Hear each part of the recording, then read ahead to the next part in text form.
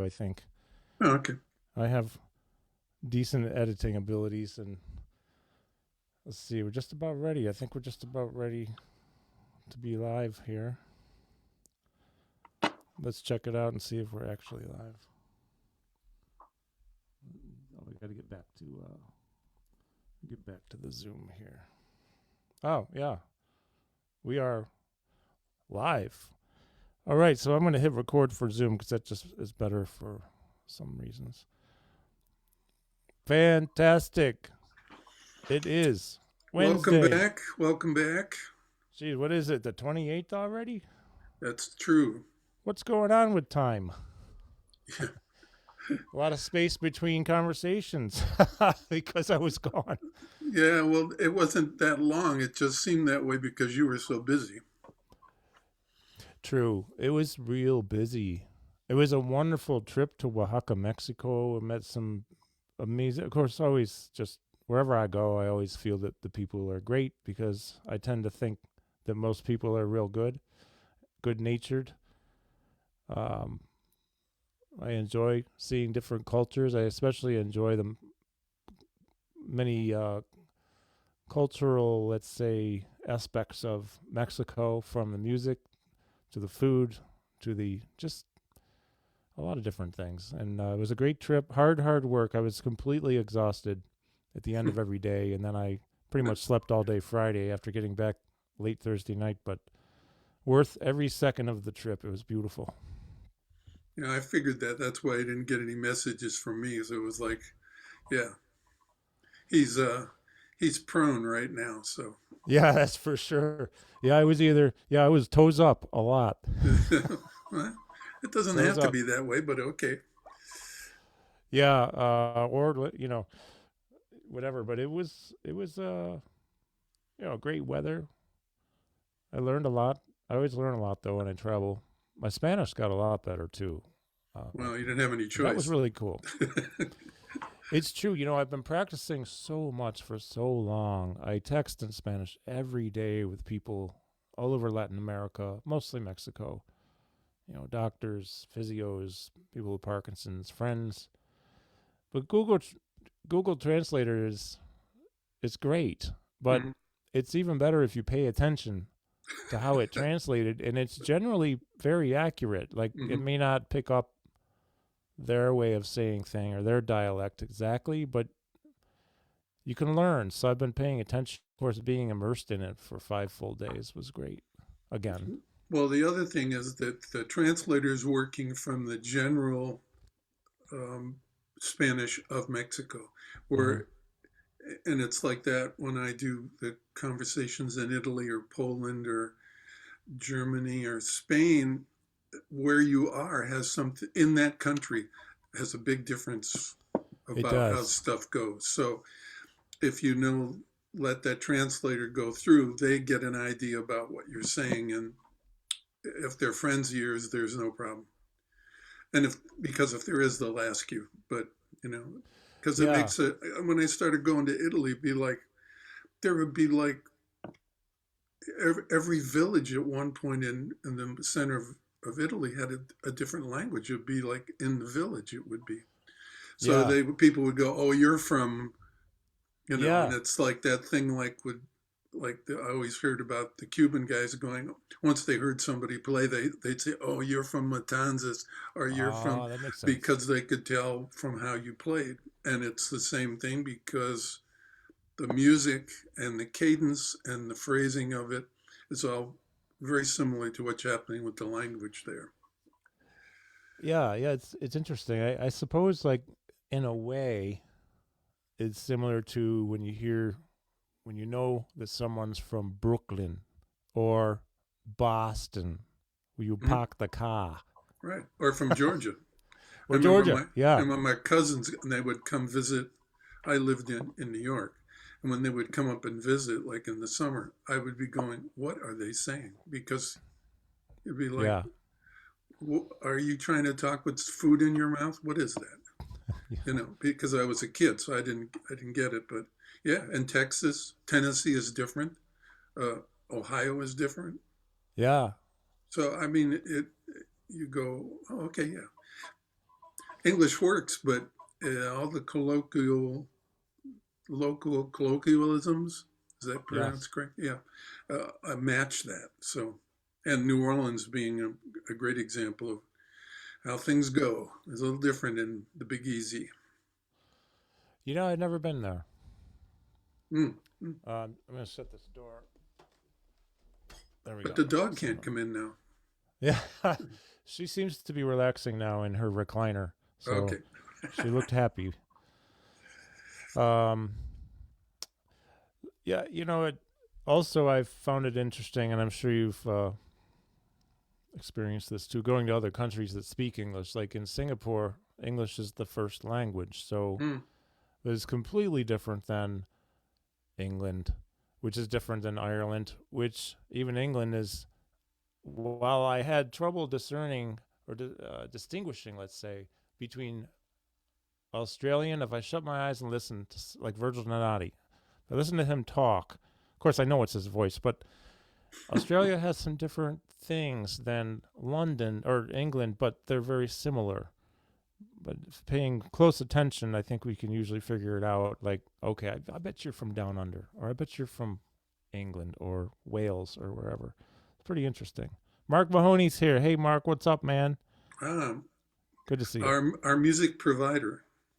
Yeah.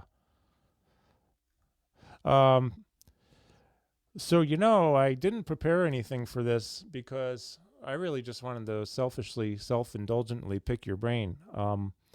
I really like the idea of space between notes, and I think I said last time, if anyone didn't hear it, not that it matters, but it matters to me. My first lesson about that came on a phone call when I was maybe 18 or 19 with Peter Erskine.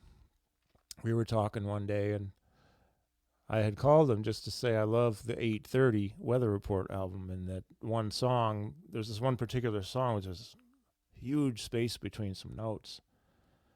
He says, well, that's really important in some situations. The space between the notes is music, or it can be, and I never really thought about it till he said it. Yes, Mark, good to see you, man. Good to see you. So, Skip, you're the master, man. I want to pick your brain. When it comes to space between notes, do you have any particular, I'm going to go down 2 pathways, and you can pick whatever you want. Like favorite examples, let's say, that either you've done or recorded or others you've heard, whether they're drummers or not drummers, because anyone can create space. But maybe that's a good question to start with. Well, I think last time or I guess the other question, though, could right. piggyback on. I'm really sorry to interrupt, but is like conceptually, what are your thoughts on this? How do you think about it? And I know it can vary, of course, totally between situations and songs and a number of factors. But as they say in Mexico, dígame, tell me. Yeah, or dime, same thing. Dime, yeah, sure. Dígame, okay. Well, the thing is just that, is the talking, and the other side of that is the listening. Mm-hmm. So for me, it's like a 50-50 thing. If you're going to be practicing or playing music, the other half of it should be in the practice room listening. And so I try to tag all these things that we're talking about. Last time we got together, I mentioned that Little Darlin' with Peter Erskine. That song was so slow and so swinging. It's so difficult to do that because there's so much space. Mm-hmm. And I heard somebody else explain that the space was so big you could drive a semi between. Yeah. And my analogy for that long ago was like a parking a big black truck, dump truck, because my dad had an old Studebaker dump truck. Oh, wow. In a narrow alley. So it would fit, but you had to be real careful about how it went. So for me, it's always putting something to what you're saying or listening to make it make sense in more than one level. Sure. And that one level, for me, becomes a different perspective. Mm-hmm. And that's how I explained it in the class. And Mark knows about this from having to experience some of that in the classes, is the different perspective sheet. And that's why I was wondering if I put it in the chat, if other people could get to it or see it, or maybe I could even hold it up like you hold the book up, but Oh, sure. the idea is that the spaces between the notes have to match the general flow of what you're doing. Mm-hmm. If you're talking about the table of time. In a much more esoteric way, it was explained to me. I worked for many years with Bill DeArango, that he was the Jazz Guitar Artist of the Year 1946. But I worked with him from 71 to 81. And he talked about it that time was like a tree. And the flow of the wind would be like the time. So the wind hitting the leaves, each one of those reacted differently to the wind, regardless, because of their angle, the side that they're on facing the wind, but they're all part of that flow of the wind, the time, but they all reacted differently to it. And the idea was just to stay in that flow of that. So if you listen to and I use the examples that I did, like with the Dewey Redman recording that I did, like on Rat Man, where there's no hi-hat in the saxophone solos or my solos, but there is in the guitar. Or in Easy Come, Easy Go, where I'm using two hi-hats, and it's a very like a ballad, and all of a sudden there's like, there's like this medium up swing thing happening, but like only in the guitar solo, because that's where Michael Bocian was coming from in the in that time period. And Dewey's thing was also, don't be driving the time down my throat kind of thing, like that experience I told you about with Ira Sullivan. Right. Ira Sullivan those years before. So I love that recording too. Gary Kennedy's here too. Hey. Hola, Gary. How you doing, man? Ooh. Woof, woof, woof, woof. That's my Newfoundland. Okay. That's my Newfoundland accent. That's great, man. Yeah, I remember I went back and I just happen to remember it was early December, I think, or late November. Well, it was after Thanksgiving.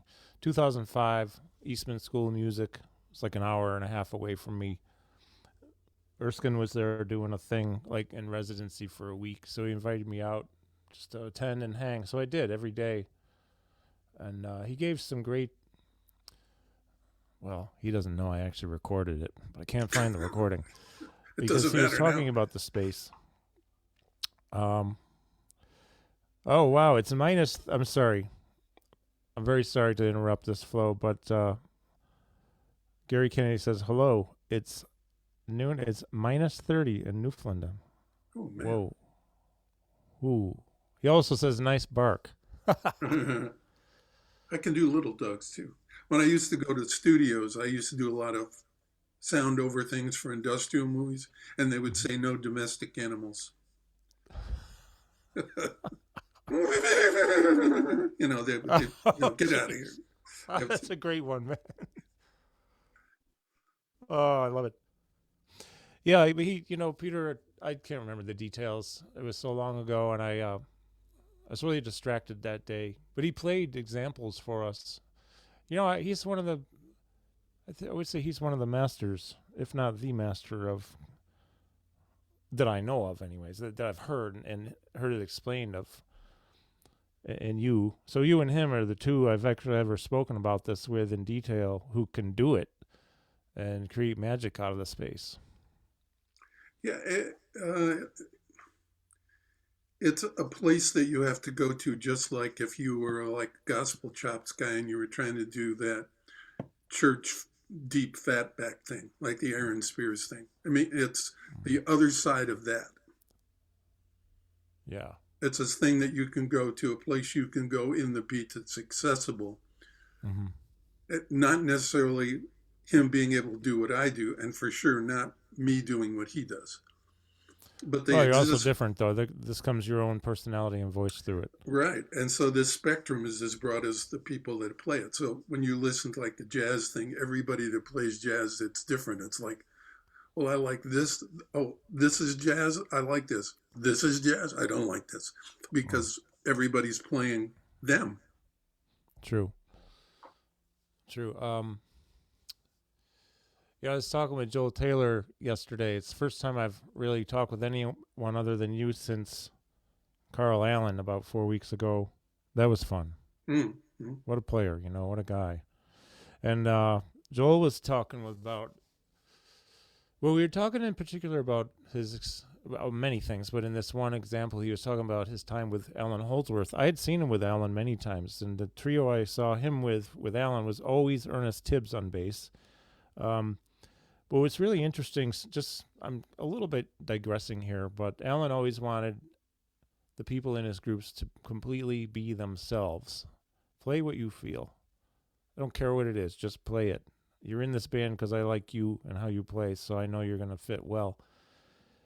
And you know how it is. It's like in any situation, all you need to do, especially in a trio, the smaller the group, the bigger the change may appear to be, is you could have Ernest Tibbs and Alan Holdsworth with Joel, but if Gary Husband comes in instead, it's completely different. Virgil comes in, completely different. Chad Wackern comes in, completely different. Yeah, actually, there's a video of Jimmy Johnson, I think it's Jimmy Johnson, and Peter Erskine playing with Alan Holdsworth at an AM show in the 1990s. Mm. I was talking with Peter about it. He says it's the only time he ever worked with him. And I found it on YouTube. Oh, I have to the interpretation of those tunes, because I know those songs like inside out. And it's amazing how different one person can make a situation, not only musical, but other situations too. The energy, the feel, the flow, the space or lack thereof. It's that I use that analogy of like when I saw Elvin Jones play, he did the best Elvin Jones that I ever saw. Yeah. It was like, and the same for like Tony Williams. It was like, wow, yeah, that's they just, yeah. What made it work was because it was them. And the sooner you can find out who's them for you, find out who you are. Yeah. It's a little bit easier to go ahead in the music, I think, because like the experience I had with Bill DeArango, the guy about the tree with the wind. Mm-hmm, the tree and the leaves. All I had to do was show up. Mm-hmm. And it was like that thing with Ira Sullivan. Can you play fast? Yeah, let's go. And so these guys can pick up in some way that you could function with them, or they were willing to take a chance to do that. Mm-hmm. And the stuff with Ira ended up going from playing one tune to ended up working the rest of the summer with him, at least for the first set, because he had his other favorite drummer work the rest of the night. Mm-hmm. But it made it so that, this is okay, I can do this. I was watching some Ira when I was in Mexico last week and just, doodling on, laying in bed, thinking about the day, thinking about the next day. And then when my brain got tired enough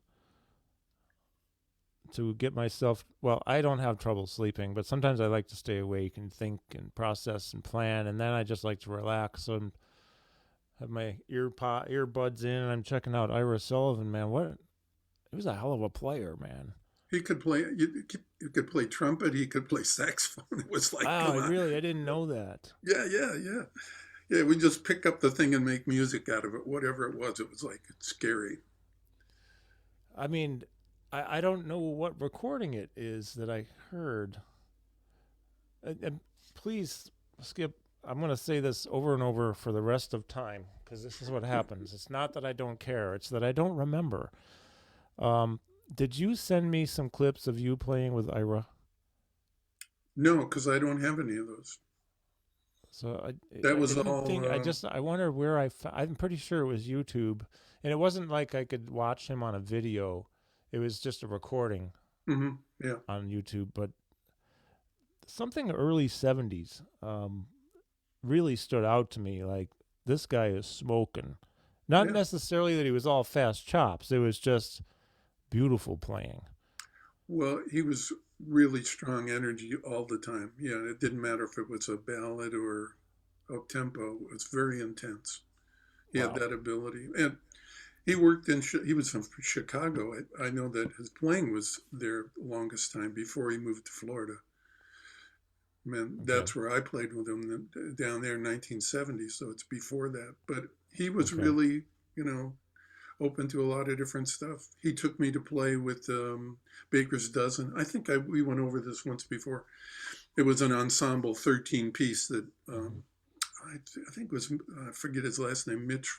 He was at he's the Frost School of Music now, but he had written the charge for it. It was all Wayne Shorter tunes for this 13 piece ensemble. Oh, wow, that's great. Yeah. So That's I great. got to even play with stuff like that because Ira would drag me along and they would say, no, let him play, and they'd go, oh, no, Hmm. kind of like the Joe DiOrio experience kind of thing. Yeah, I really enjoyed. I need to check out more Ira Sullivan. So we have Mark Mahoney, we have Gary Kennedy, we have Karina De Villa. She's also with us. Mi Oh, amiga from your in trip? Bolivia. Oh, Bolivia. Oh, okay. Bienvenido, Karina. ¿Cómo estás? It's nice to have you with us. She's helping with my Spanish a little bit too.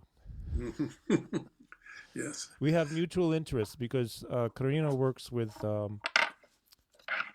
well, many times patients who, need neurological disorders, and of course I do too. So I'm lucky I have friends and places that we have mutual interests, and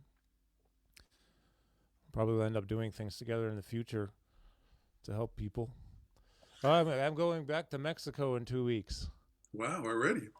Yeah, yeah. Well, this kind of happened. Yeah, regreso a Mexico aproximately 2 semanas. Well, two things happened. I got an invitation to speak from a neurologist in San Luis Potosi, so I'll go down there and present, and also spend about 2 days working with patients one on one, and then a group thing where I'll teach. But also, it's Papito's wedding. Oh, Papito okay. is I'm very close with the family, and so I stay with Papito's family in a different house every time I go to that city. He's getting married. He sort of if you will, adopted me as a gringo son. Yeah, great. Yeah. Carl is a gringo. Mm. It's funny how things progressed from just being like, I think the place that I've been the most, besides around this country, is going to Italy for those, what, over 30 years or so. And the friends I would make, they wouldn't necessarily be drummers. It would start with that. But Mm-hmm. one of my best friends is a doctor, an oncologist. Mm. And whenever we got a chance, I had some days off, we would go running around. We went and followed a Mille Mila. Do you know what that is? No. It's a car race, 1,000 miles on the streets of the cities of Italy with vintage cars.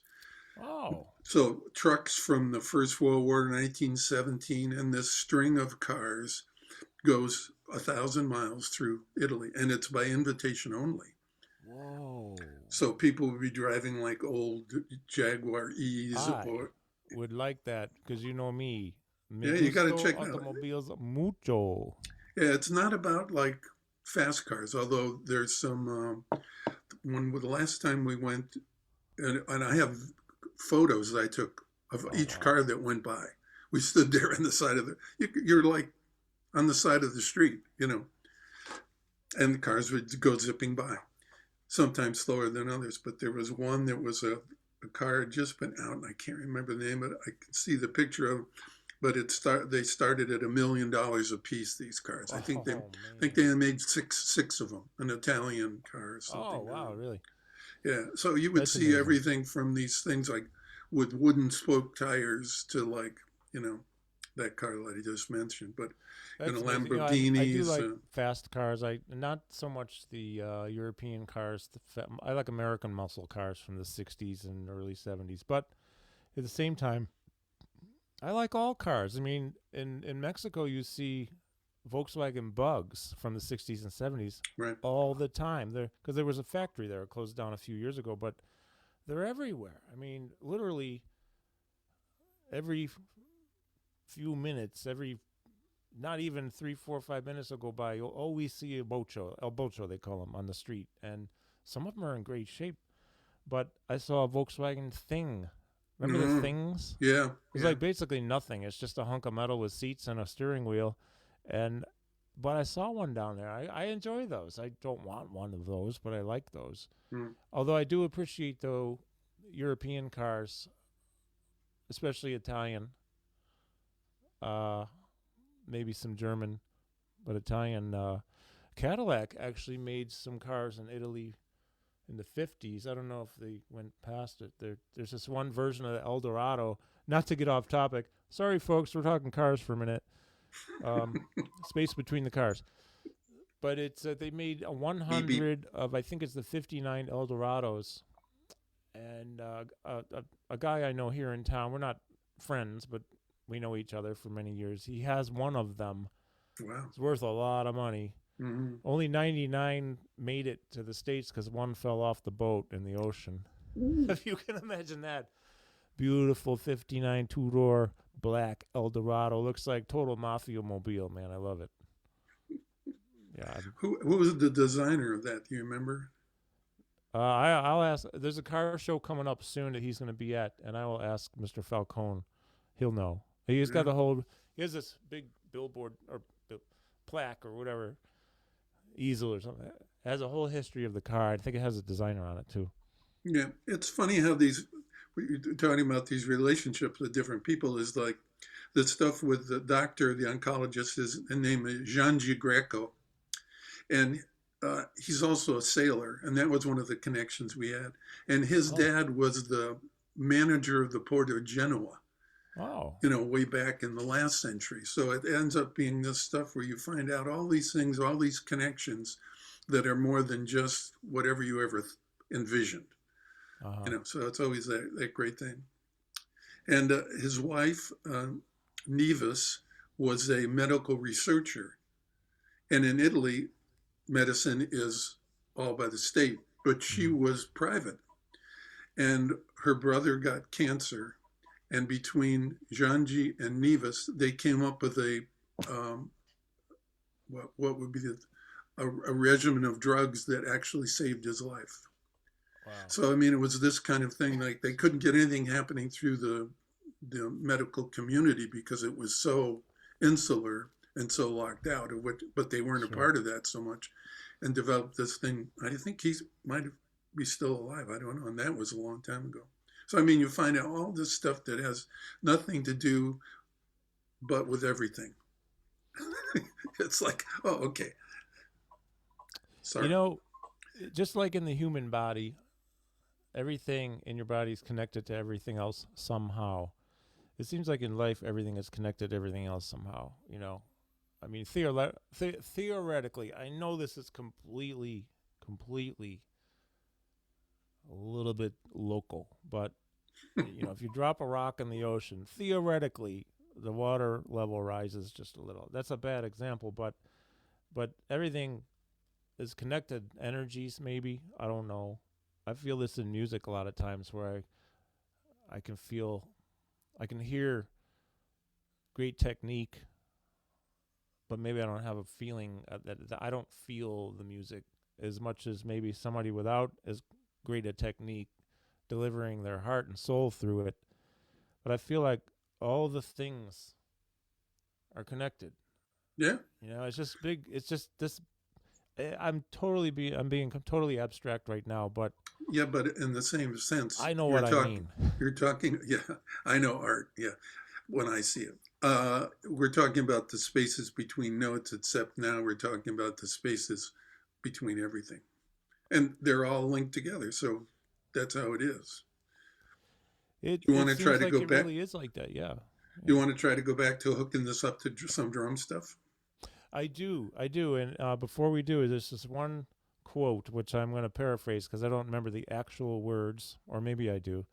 But when I spoke with Terry Lynn back in January, she told me, Terry Lynn Carrington, that what she got most out of working with Wayne Shorter, and I think she was, 18 or 21 at the time.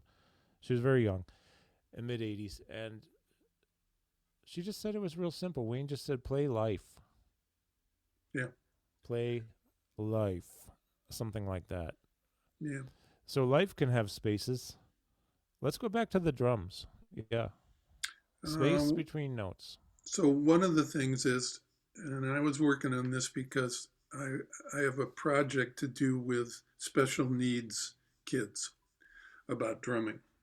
And so I was trying to figure out some way that I could explain what the space is, because it's hooking up our conversations and also what I'm working on with classes, to try to explain that. So it would be to like get 7 students, 7 kids line up in 4 in one line and 3 in another, and try to get them to and put a space on the floor that marked out so many feet, and then they had to divide that up into 4 and to 3, so they could see that the spaces between them changed.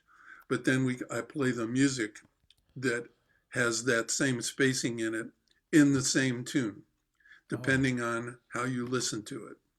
And that becomes part of the thing about different perspectives. So if you have 12 notes and you're coming from some rhythm, let's choose like Afro-Cuban 6/8, also known as bembe or abacoa. And we can also have festejo, we can have lendo, depending on which country you're coming from, how those 12 notes are divided up. Okay. And so to try to get that spacing together, it's on that sheet that I was going to try and put into the chat. So I don't know if anybody else can see format, it. It's PDF. What format is it in? What do you have there that you could? Can you share a screen? Yeah. Do you want to share a screen? Yeah. Hold on. Maybe this will do it. Yeah. This will work. Sorry. No. What I try to do often in the classes is give this stuff to the students so they can see and hear things better than what. You gotta share me. So you can share the screen if you want. Yeah, you gotta co-host me. In the upper right, those 3 dots in the chat for participants. Oh, yeah. It says more, and underneath that is make co-host. Oh, 1 second. I'm sorry. More. Here we go. Oh, I hit the wrong button. I'm sorry. I didn't want to change the name. I don't want to change my name. I want you to be. Oh, hey, wait. It doesn't like me. For some reason, it wants to. You should be able to share the screen, because I just changed the settings so that it went to all panelists can share. Okay. Yeah. Give it a try. Let's see what happens. Ah, there we go. Yeah. Okay. So what's happening, what I'm trying to talk about, is that we're seeing those same 12 notes, and this is like bembe. And it's very close to 2 double paradiddles, except the last note is not a left. So we have right, left, right, right. I'm sorry, right, left, right, left, right, right, left, right, left, right, left, right. Otherwise, it'd be 2 double paradiddles. And it's shown in no time signature, but 12 notes. Yeah, that's cool. And then if you go down to the second line, it's the same lineup, same spacing of the notes. Yes. But now we have 3 sets of 4. Mm-hmm. So the example that I would play them would be like Richard Bona's a tune called New Bell. And it plays this rhythm on the top one, and then it proceeds to go into playing this one without any change in the spaces between the notes. It only has to do with the perspective of where you're coming from. Yes, it changed the time signature, but it didn't change the spacing of the notes at all. That's pretty cool. I like that. And then the next one down there is where it goes in, and it's in 6/4, but it's divided into 6 sets of 2. And the 2 is divided in this bass line that's there, like the samba bass line. And then there's an example of an old student of mine playing. He worked with Sergio Mendes for like 18 years, Michael Shapiro. And then he was with Herb Alpert for many years after that. Mm-hmm. He became a West Coast guy, but he was from Baltimore. But Mm-hmm. one of those few Americans, Michael was one of those few Americans that the Brazilians would fly him to Rio to do the recordings because he was that heavy. Kind of Wow, like I've heard of it. nowadays it I've would be. actually heard his name, Michael Shapiro. Yeah, he lives in the Philippines now. But yeah, Mark Walker is the guy that's like that now. That's here in this country. That can play things from different cultures very well. You know, when I was a kid, so I'm going to be 60 in a couple weeks. Well, June 5th. But anyways, so right around 66, when Brazil's 66 became a thing with Sergio, my dad ate those albums up, and we loved them.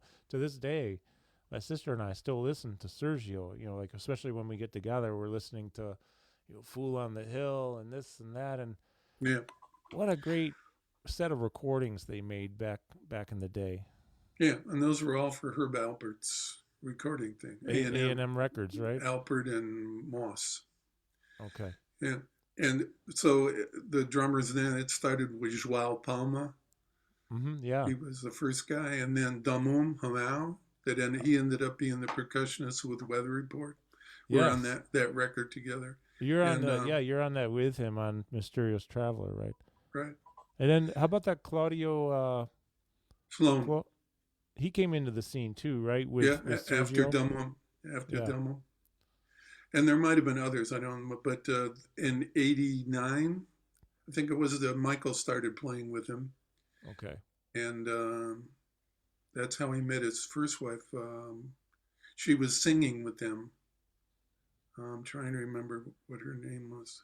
And they hooked up and did many things that were Brazilian, really kind of based things, but in a Japanese market. So they spent a lot of time in Japan. Mm-hmm. I'm trying to remember her name. Well, sorry about that. But this different perspectives thing makes it so that the trick for the students is to be able to keep one going and hear another one. Okay. And I'm then imagining in my head right now that maybe the drummer's role, the actual everything stays exactly the same, but maybe what's underneath it from the rest of the band could change. Well, the bass line is changing. This is true. Yep. The time signature is changing. Yeah. But the spaces between the notes does not. Exactly. I like that example a lot. Those three lines right there. It goes into the one below that where it shows it as two sets of three divided in half. So it becomes like 3/4. Badoon, chick, chick, gadoon, chick, chick. So it could be two measures of 3/4. Yeah, right. Mm-hmm. And then the later things that I found out through recordings that this guy from Peru, he studied at the Frost School of Music in Miami. His name was Daniel Susenyar. Okay. And he brought up the thing about festijo and landau. And it's the same.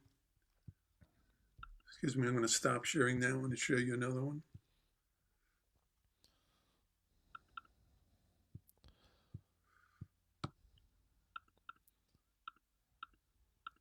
Yeah. Nope, that's not it. This is kind of interesting, well, for me anyways. When Frank Zappa's Shut Up and Play Your Guitar 3-album set came out on vinyl back in the late 70s, or maybe 1980. Vinny plays on about 90% of it. Chad plays on a couple things. And that actually became my Bible for polyrhythms, and my first major introduction into how the feel can change over the time, or the time can change under the feel. And it kind of it propelled me down the road of listening to a lot of Vinny for the rest of my life, and also other people who really got this thing down where they can change the perspective and totally mess you up, really. But then when you start to internalize it and understand what's going on, it's really cool to be able to grasp the concept the feel, and either go along with it or play that. Being able to play something like that it's fun. Yeah, and they're practice and theoretically they're one set of stuff, but the idea is to take it like in the language that you speak. There are like the dictionary, there's tens of thousands of words, but in your actual usage of what you say in the language you might use part of 1% of those words Yeah. to communicate what you want. Mm-hmm. It's the same with the music. It's you get into this thing, whether it's locked in or your perspective of how you communicate becomes those are the phrases and the words that you use. And it's no different with all this stuff that you work on to play your instrument in music. That right, left, right, left, right, left packet of 50 pages that I put together. There's 8 different combinations of stickings, right? There's 40,620 different ways to play those 8 things. It'd be like, what? So you just need a couple of them and a good control over it. And then if you play people examples of how people are using these, you mean that's all I got to do is say yes and no and maybe in the conversation to make it work? Yeah. I love that. Sorry, I'm just looking and see if I was scrolling to see if there's any questions. We have a bunch of people with us though. This is nice. No, great. Welcome aboard. It's the good ship Zoom. Yeah. Yeah, so on the top row there, the 12/8, that. Yeah, so what it became was like with Festejo and Landau, the 6/8 rhythms from Peru, is groups of 7s and 5s. Mm-hmm. And then if you wanted a more metal rock kind of thing of this, you listen to the music of Danny Carey with Tool, and this is what's going on in that music. Whether they know about Festejo or Landau, I have no idea, but it sounds like he's playing a shuffle or 6/8, 12/8, but the phrasing that's going on in the band is these groups of 7 and 5. Wow, I love that.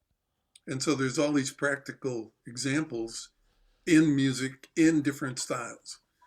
So it's like, well, okay, what do you want to say? Where do you want to say it? What's the name of the? I'm sorry, I don't mean to interrupt. Who's the person you just mentioned? Danny somebody?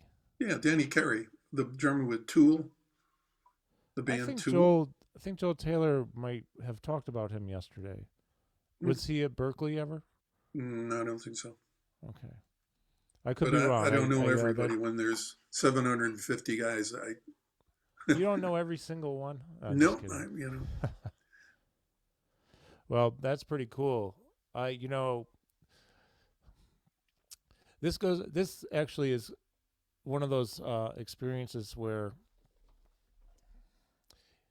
I think it falls into this cat. There's this thing that I learned a long time ago. If you take a circle, if you were to draw a circle of all there is to know, if this circle represents all the things that can possibly be known, okay, that's just seems infinite, right? Probably is. But when you carve out a little sliver of it, those are the things you know that you know. No, those are the things you know, and the rest of the circle stuff you don't know. But if you take that piece of pie now and put that into split it somehow, the little sliver of what you know. You have the stuff you know. Like I know how to set up Zoom and record stuff and use my phone and change the brakes on my car and the radiator and whatever. I know that I don't know how to teach what you teach. I know I don't know how to pull bullets out of people like my son does in emergency rooms. Mm-hmm. But then there's the stuff you don't know.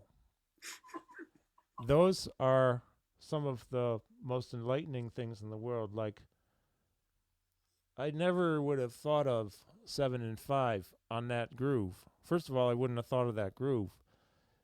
And when I see something like that, which I appreciate you sharing very much, because all of a sudden it opens up, wait a minute, here's possibility for other things too. Yeah. I never would have thought of that, Skip. I never would have thought of 7 and 5 in a 12. Never. With the same sticking. But with the exact same underneath stick. with hi-hat, bass, or whatever, or something in bass. Never, ever would have thought of that. And it gets even more complicated if you go back to the roots from, although the Peruvians had their native rhythms, a lot of this comes from the palmas from Spain. Okay. Oh, which goes back, and then there's another whole can of worms that you can. Sorry, can of worms, bad analogy. There's a whole other sphere of music based on the palmas and working through the agalerias, which is the flamenco dancing and singing, and they're playing the rhythms with their feet while they're singing the tune and clapping another rhythm. So it's like, okay, so. Well, it's funny. Years ago, maybe 12, 13 years ago, I actually played cajon in a flamenco band. Right. And we didn't do a lot of gigs. We were together about 1 year just for fun, but there was a lot of talent in that band. They were mostly jazz musicians who wanted to play flamenco, and the pathway was led for us by a jazz musician friend of mine, if you want to say. He's really a musician, just well-rounded, who really studied flamenco a lot. And on guitar, he was a total badass. He plays beautifully. His wife was into all the palma stuff, and so we rehearsed a bunch. I always hated rehearsals, except for that band. It was fun because the dancers were doing their thing and clapping their thing and singing their thing. It was really cool. I enjoyed that a lot. Yeah, the dancing and the singing and the clapping are kind of like what's happening on those sheets. Mm-hmm. There's all those different subdivisions of how you can work those 12 notes. And it becomes that same thing if you're working with 8th notes or 16th notes. The spacing between the notes is different, but the parallels are the same. Yeah. If you don't mind, I'd love to. If you want to email that to me, that'd be cool. No I'd love problem. to see it, look at it, play around with it. Yeah, and just with my hands and feet. What's important for me is to be able to share, so people get the idea. Really, is the music that goes along with this. Yeah, sure. And I did this presentation. I actually think I did it a couple different times in Sydney, Nova Scotia, at the International Drum Festival. Oh. So I'll go up and do a half hour, 45 minutes of this with music, cue the music up and do the demonstrations. And there would be handouts on each sheet, if they wanted to take them, And the same thing happened at PAS. I think last time I did it there was 2010, same kind of thing. And all those years that I went to Italy, at least the last, this century, was 3 different sets of this different perspectives around the country. So you were talking about how tired you get and all that from traveling. My days would be anywhere from 6 to 10 different cities in, it would be like 7 days, 6 cities, 10 cities, 12 days. Mm-hmm. And I only would do an hour and a half in each city, and then it would be eating, drinking, jumping in the car or on the plane and go to the next city. And that's a true road warrior right there. That's I've never done that. Well, other than being a musician and doing 3 weeks at the most on the road. I never went longer than that because I just couldn't handle it. But that's serious stuff.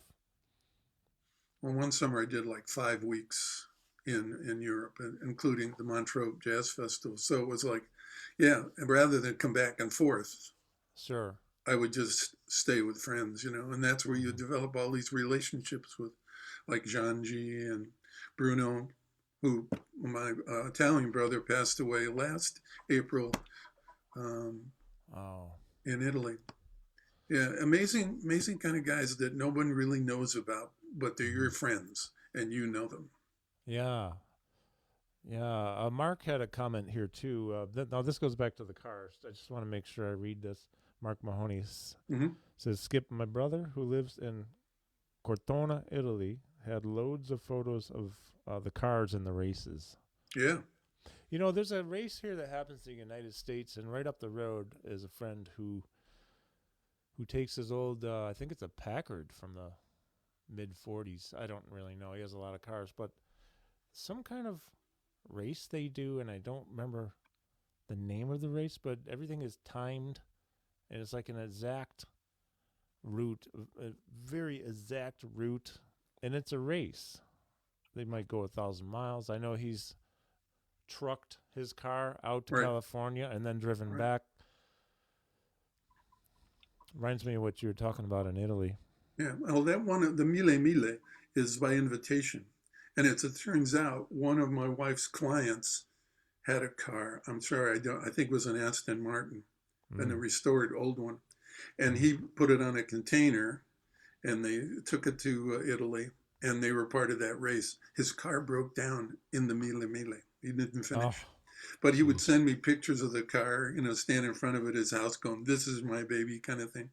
Wow. But I mean, it's like, well, you're a car guy. It'd be like, yeah, get out of the way. You're standing in front of the car. Yes. Yeah, I know. Yes, I know we're friends, but get out of the way. I can't see. Yeah, exactly. Well, there's another thing too. I mean, I'm totally going off today, but I'll just allow myself to do that.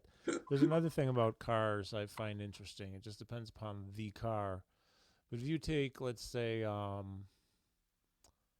68 Charger with a Hemi engine, and you just start her up and just sit there, generally speaking, there's a pretty cool rhythm. You hear it. You can hear it up front if you listen, if you know what to listen for. You can hear it in the back end. It may not be the same tempo, because somehow that can get mixed up. And then out the exhaust pipe is the cool kind of big sound. Not necessarily loud and obnoxious. I'm not really into that, but I don't mind a little bit of fat volume coming out the back end. And I enjoy the rhythm of that. Is soothing for me. I might be the only person who feels that way, but I doubt it depends upon the car, though. The American cars, well, even like some of the caddies from up until they went to fuel injection, anything with a carburetor that's American generally has a sound that is distinctive. You get into like a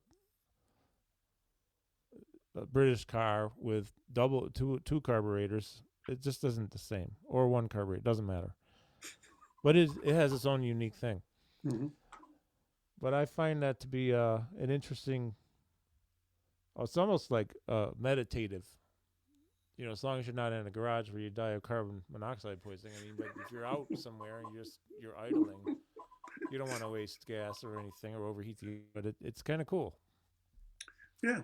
It's a weird Carl thing. No, it has to do with the rhythm that they project. And there is one. It might have to do with the synchronicity of the particular RPMs at an idle, but those you could figure all that out with a quantizer. Oh, it's a Steve Hunt who teaches there at Berkeley, a wonderful guy, beautiful musician and composer. He was telling me about being on the road with Vinnie Colaiuta and Alan Holdsworth and Jimmy Johnson back in the late 80s for a short 2-3 week tour.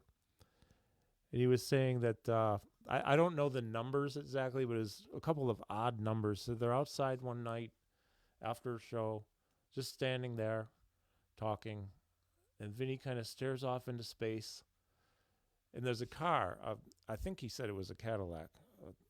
It was idling. Nobody's in it. Somebody just sitting there. I mean, the car's just sitting there. The Steve's, looking, and then Vinny says something like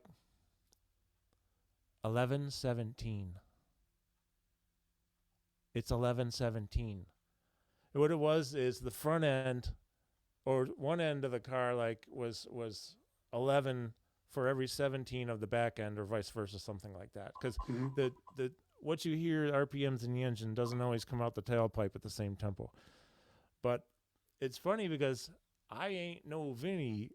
I am not nearly as sophisticated as you or him or anyone really, but I listen to those relationships just in life in general.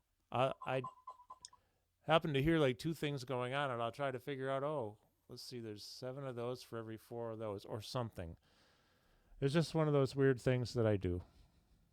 Yeah, I wrote a piece about 10 minutes long when, in the 90s, early on when we were living. We've been here 30 years now, but I live on the water. And so you would hear boats go by, the engines of the boats, the sounds of the boats, the horns or the foghorn. And there's a street in front about a couple 100 feet from the house, trucks or cars going by, lots of birds and animals. And all of this started to make sense that I could write out the rhythms of those pieces that were happening. Oh, It was wow. kind of neat. Did you ever And record it? no, I didn't. And I don't even know where the piece of paper is now, but it was like I started hearing the music of my life at that moment. And there's an example of Arvo Part. Do you know about Arvo Part? No. A actually very famous contemporary uh, Estonian composer. His name is Arvo Part. P, the A has the 2 dots over it, RT. And he has a recording called Fractus, Fratres, I think, Fratris. And there's one in there, the Memorial for Benjamin Britten. And I think the piece is really slow. And you have to listen to it a long time to pick it out, but you can do like Vinny did with it. As it slows down, it gets further and further, longer and longer. It's amazing, but you got to spend a lot of time listening to the piece to hear that. Wow. But all this stuff is already existing. It's like what you don't know. Yeah, right. The stuff you don't know, you don't know. Right. It was like, wow. Is that recording available somewhere? Oh, yeah, it's on ECM. He has many recordings on ECM. Oh. And they're excellent recordings. Keith Jarrett's on some of it, but it's classical. How do you... Oh, okay. Arvo, Arvo, Part. And Fratris is the recording. I'll look it up later because I'm looking for some new sounds. I need. But it's not you're not going to be dancing to this. That's fine. Because it's kind of based on Gregorian chants and stuff from not ancient, but old Estonian and Russian music. But it's nice. But it takes a lot for me as a drummer, it took a lot of listening to be able to hear this, what the subdivision was, how many notes, how long the bars were that they were doing. Because every time they would go through this long cycle, it would slow down. But what they were doing was actually making it more bars in the form of the song. Okay. Wow, that's cool. It's amazing what people think of, isn't it? What they come up with for ideas and yeah, who would have thought? Yeah. Skip, I'm around. Like, even though I'm taking that trip in a couple of weeks, I'll still be around on Wednesdays. So we can talk more on Escribo. I will Escribo you. Yeah. I'll write to you and we'll figure it out. But if you want to do next week, the week after, I'm cool. I'd love to do it again. Great. Yeah, and if anybody has any questions or comments, it'd be that space between the notes it can be silence or you can fill them up with questions and comments. There you go. Oh, yeah, I forgot to mention that today. If anyone has questions, though, just jot them in the chat comments in Facebook. I'm good for another 5 minutes or so. 12:30 on Wednesdays, I have a person I work with some movement issues, cognitive issues, and you have to drive there, right? Yeah, it's only like 15-minute drive. Yeah, but you don't want to I like to shift mindsets. Usually the drive time helps me. Okay. I kind of know what we're going to do. I have a plan for today. But try to vary it with people too. Did you use any tune for taking people's tunes and slowing it down? Yes, I did. Yeah.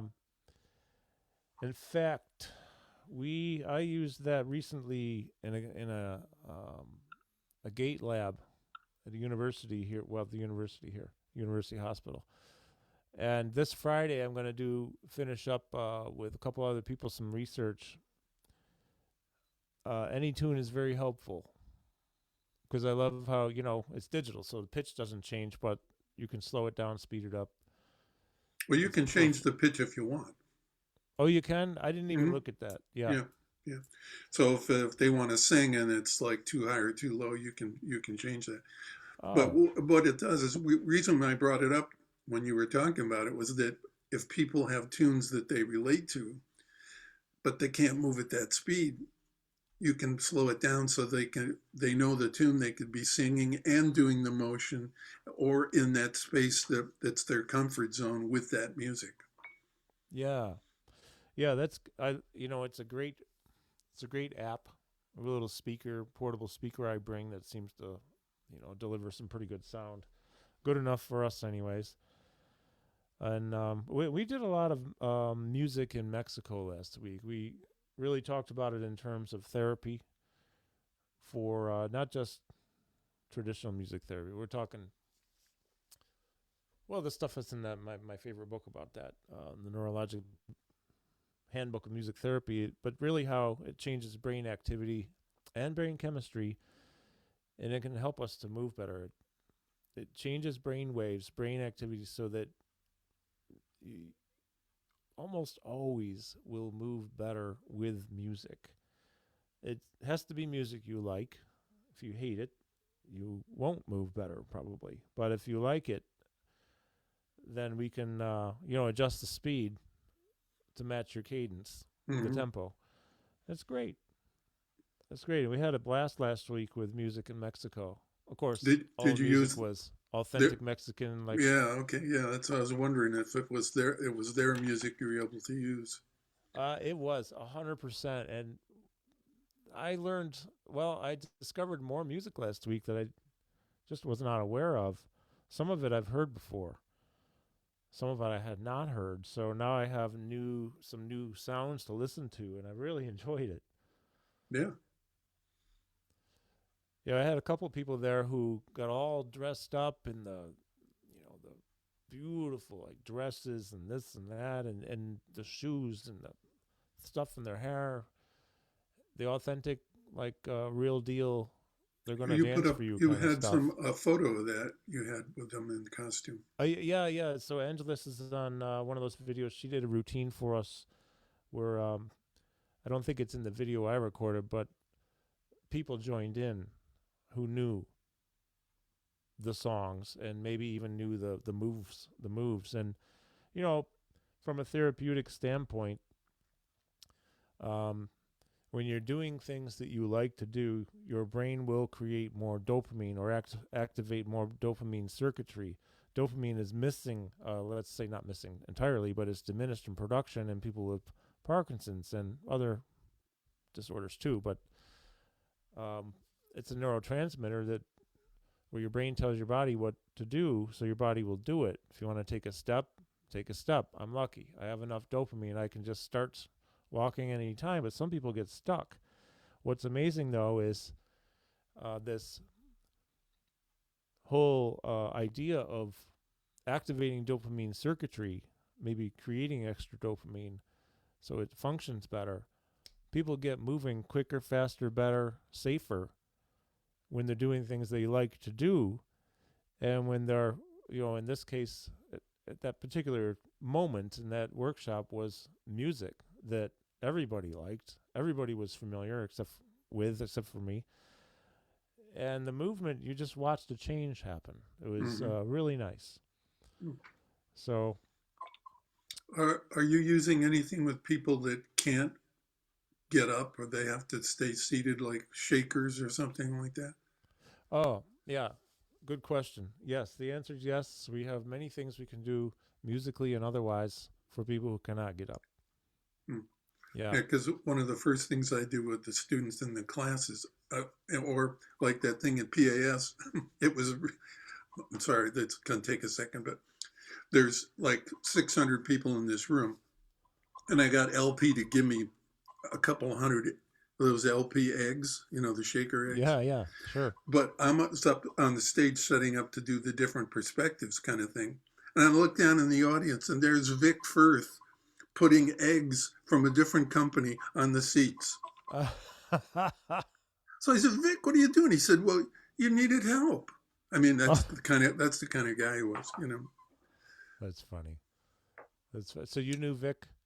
Yeah. Did he teach at Berkeley? No, but he was up the street. But he was in Boston Symphony, right? Right, just up the street. Okay.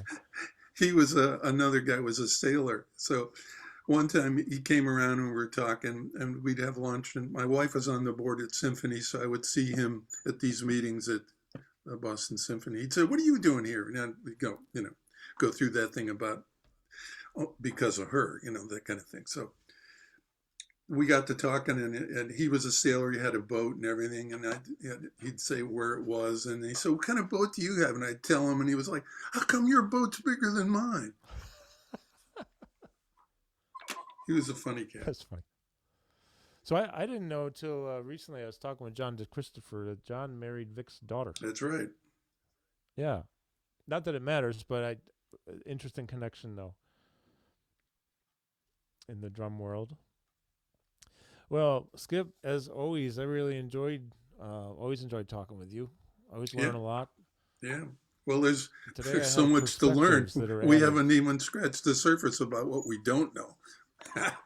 Oh, man. I'll tell you, that's the best surface to be scratching, too, because I don't know. I'll think of an example for next week. Every once in a while, something will come out. I'm scratching the surface. What's that? I'm scratching the surface. Yeah. Yeah. I'm scratching this surface. Yeah, it's interesting, every once in a while something will happen. It's like, I didn't even know that I could know this. And this is so interesting. There were little things that happened in Mexico last week that, I don't know, Monday or Tuesday, some of us just hired a cab. It's like $10 an hour, right? So he drives us all over the place outside of Oaxaca for 7 hours. Jeez. And it's great. It's, I didn't want to take public transportation. I don't generally like that. And so, very nice guy. Takes us out to these little towns. There's just stuff about how they make things, whether it's linens or mezcal or whatever. I didn't know you could know any of that stuff. It's just so interesting, some of this stuff. I enjoyed that a lot. So, well, I should probably get going and sign off and mentally shift before I get into my car, and then continue shifting gears until I get to their house, and then torture my next victim of the day. Oh, okay. Well, thank you for the torture for today, and I look forward to more of it next Wednesday at 11. Perfect. Let's Thanks, do it. everybody, Mark, right and now. Everybody, Gary. It's in the calendar. Gary, Karina, Mark, todos, everybody. Jose, thank you for joining, and I will be in touch with you, Skip, and we'll be back here, everybody, next Wednesday, 11 o'clock Eastern Time. Thank you, my friend. I'll be in touch later today. Have a great day. Thank you. Thanks a lot for your time, too. Always a pleasure. No, it's mine to give to you. All right, my friend. Take care. See you. We'll be in touch soon. Bye-bye. Bye. Bye-bye.